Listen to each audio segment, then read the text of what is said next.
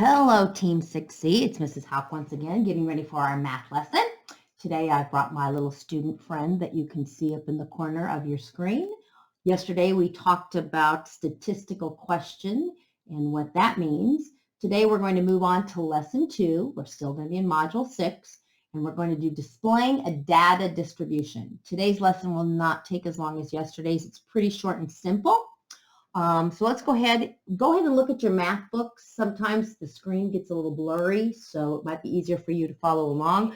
Once again, if you don't have your math book as of yet, go ahead and just write down the things that we're talking about on a piece of paper.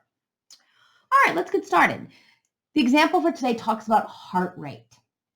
And our student is Mia. It says Mia, a 6th grader at Roosevelt Middle School, was thinking about joining the middle school track team. She read that Olympic athletes have lower resting heart rates than most people.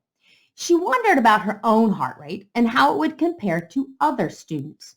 Mia was interested in investigating the statistical question, what are the heart rates of the students in my 6th grade class? Obviously, that's a statistical question because it's one where we're going to have to get data from many students. Heart rates are expressed as BPM, or beats per minute. Mia knew her resting heart rate was 80 beats per minute. She asked her teacher if she could collect the heart rates of the other students in her class. With the teacher's help, the other 6th graders in her class found their heart rates and reported them to Mia. Following are the heart rates in beats per minute for the 22 other students in Mia's class. So we can see right here the other students' heart rates. To learn about the heart rates, a good place to start is to make a graph of the data. There are several different graphs that could be used, including the 3 types of graphs that you will learn in this module. Dot plots, which we see at the bottom of our page, histograms, and box plots. In this lesson, you will learn about dot plots. Mia noticed that there are many different heart rates. She decided to make a dot plot to show the different heart rates. She drew a number line and started numbering from 78 to 92. She then placed a dot above the number on the number line for each heart rate. If there was already a dot above a number, she added another dot above the one already there. She continued until she had 1 dot for each heart rate. So let's go ahead and look at our dot plot at the bottom of our page. Move our little student off the page here. Here's our dot plot.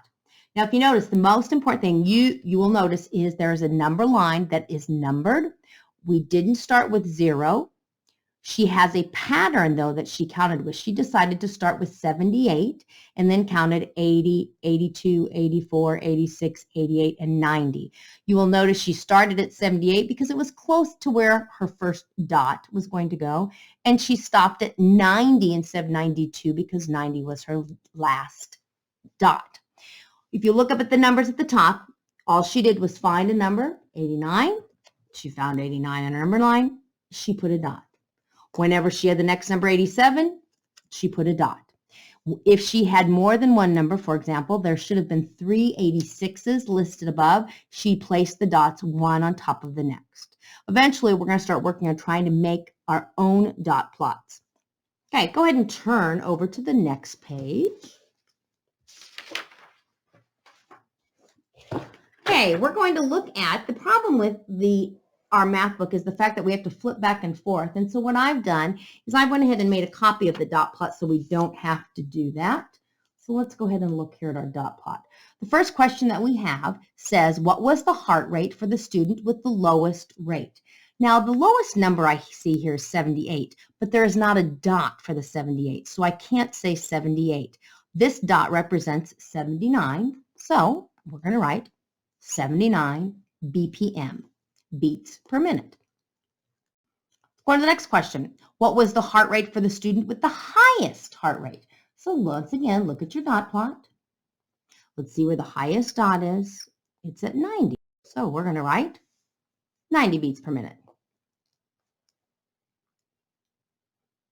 Okay, next question. How many students had a heart rate greater than 86? Well, let's look here. Here would be 86. I can't include 86. I only can count the ones that are above. And it looks like there are 5 dots, which represents 5 students. Next question. What fraction of the students had a heart rate less than 82? All right, let's look at the dot plot. Here's 82. Less than would be 2 of them, but they want a fraction. So we're going to have to think of 2 out of how many students in all. Now you can look back at the front or you could recount the dots, but the story told us that she had 22 students. So on my paper, I wrote 2 out of 22. I also wrote an equal sign because some of you know that you can reduce that fraction to 1 over 11. Okay, the next question says, what is the most common heart rate? What is the most common? Look at the dots and see which one you think is the most common.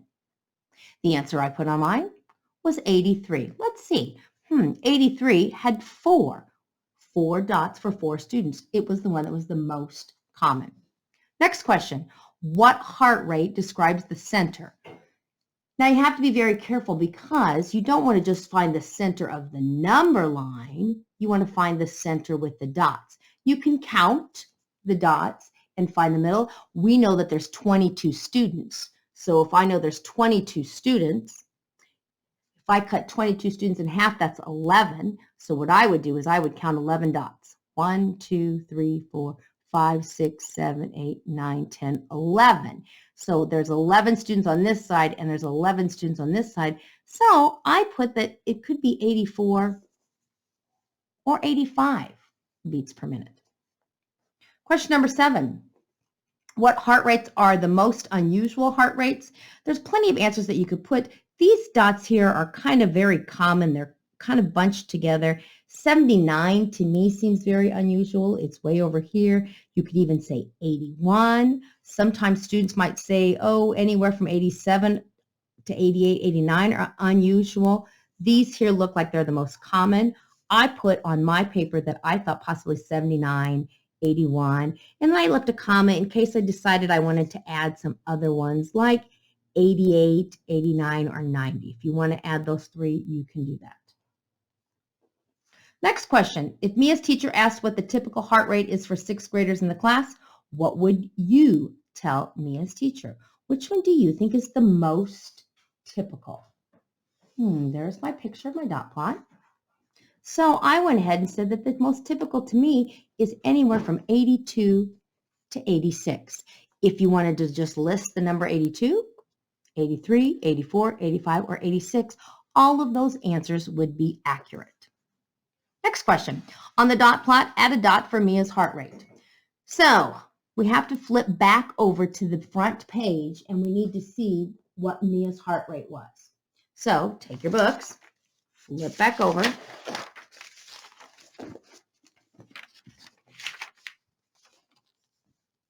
Okay, we need to find where Mia's heart rate goes and we have to add a dot. So that means we're going to have to look back into our information up here.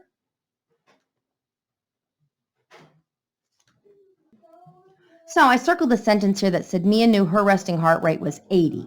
So all I would do is on my dot plot, I would come find 80 and put a dot.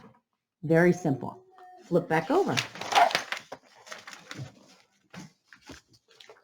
So I added my dot for Mia's heart rate for number 9. So my last question I have to look at is problem, let's see if I can get this under the camera here, number 10, and it says, see if I can turn this here. How does Mia's heart rate compare with the heart rates of the other students in her class? Well, if I notice, if this is Mia right here, she's kind of down at the lower end. There's only one student that has a lower heart rate than she does. So what I wrote when I said I was comparing Mia to the rest of her class is I said that her heart rate is lower than all but one of the students.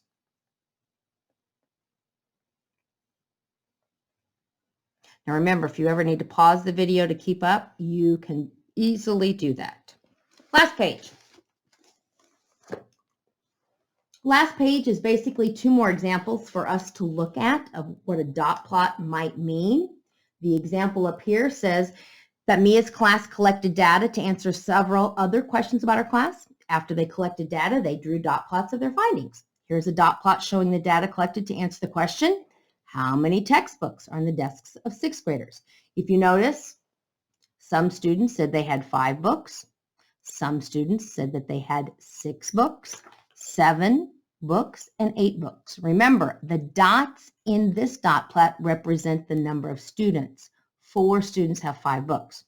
When the students thought about this question, many said that they all had about the same number of books in their desks since they all take the same subjects in school.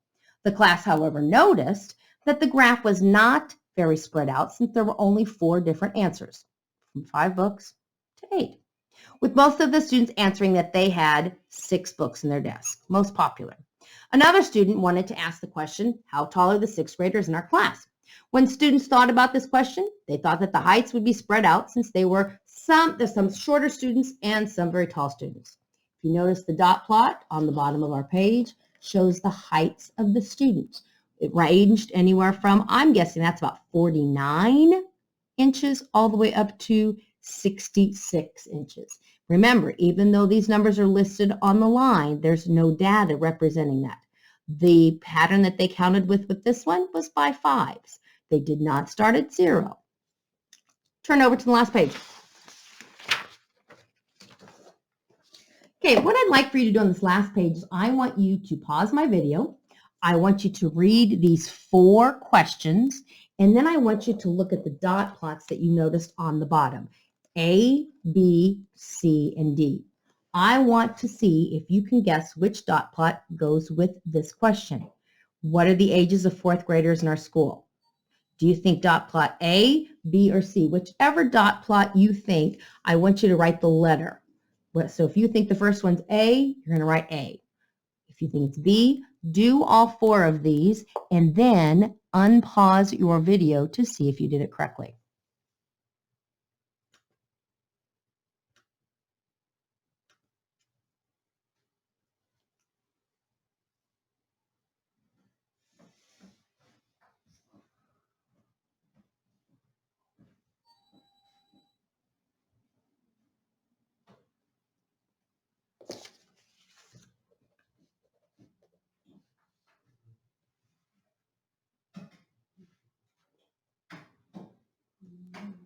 Okay, let's see how you did. I did not pause my video because I figured some of you would not do that. But let's see if you answer these correctly. What are the ages of 4th graders in our school? 4th graders. If I think about 4th graders, I know obviously the 4th graders cannot be 1 year old and they cannot be 58 years old. So I know right away these 2 plots cannot be, it either has to be A or B. This is 0, so the correct answer is A. For your second dot plot, it says, what are the heights of the players on the 8th grade basketball team? Well, obviously, I know right away that the heights hopefully are not going to be 1 inch or 0 inches. The correct answer you should have put for number 12 is D. So I'm done with A. I'm done with D. Let's see the last 2. How many hours do 6th graders in our class watch TV on a school night? The answer was B. And number 14, obviously, the different languages students in our class speak was C. Okay, what I'd like for you to do is I want to see if you can attempt to answer these questions on S10. And then tomorrow, I'm going to show you the answers before we do our lesson. So I will see you and talk to you all hopefully on Wednesday.